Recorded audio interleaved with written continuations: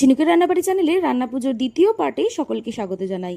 রাত তো এখন প্রচুর, আর কচুর শাক বানাবো ইলিশ মাছের মাথা দিয়ে, তাই হলুদ আর নুন মাখিয়ে রাখছি মাথাগুলোতে। এদিকে মাছগুলোও রয়েছে হলুদ নুন মাখানো, এটা সর্ষে দিয়ে ভাপা হবে। আর কচুর শাক এদিকে সেদ্ধ করা রয়েছে, কিছুটা প্রেসার কুকারের মধ্যেও রয়েছে। এদিকে চালতার চাটনিও প্রায় শেষের পথে। ইলিশ মাছের মাথাগুলো ভালো করে ভেজে আমি তুলে রাখবো। এই তো কচুর শাক আমার পুরো রেডি, চাটনিও আমার রেডি হয়ে গেছে। মাছগুলো এখানে ভাজতে বসিয়ে দিয়েছি, সমস্তটা একটু হালকাই ভেজে নেব। এদিকে ডাল মাখাটা তো পুরো রেডি, ঘড়িতে বাজে 4:30, এখনো 3টে পদ বাকি। এই যে সবকিছু শেষ, শুধু কাল সকালে ভাতের মধ্যে জল ঢেলে দেবো। 3 ডেচকি ভাত রান্না হয়েছে, তারপরে সেটা পান্তা হবে। চলুন পুরো রান্নার মেনুগুলো দেখাই আপনাদের সাথে। রয়েছে ডাল মাখা, শুকনো শুকনো করা, ইলিশ ভাপা, নারকলের পিঠে, কিছুটা কচু শাক আমার জন্য কাটা ছাড়া তোলা আছে, বাকিটা কাটা মেশানো। আর এখানে রয়েছে কিছুটা ভাজা আর ইলিশ মাছের তেল। আবার এদিকেও কিছুটা ভাজা রয়েছে, মোট 9 রকমের ভাজা করা হয়েছিল।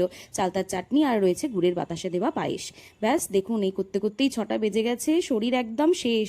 তারপরে দেখুন পরের দিন সবাই মিলে চলে এসছে। এই তো সবাইকে সুন্দর করে কলা পাতায় সাজিয়ে খেতে দিয়েছি।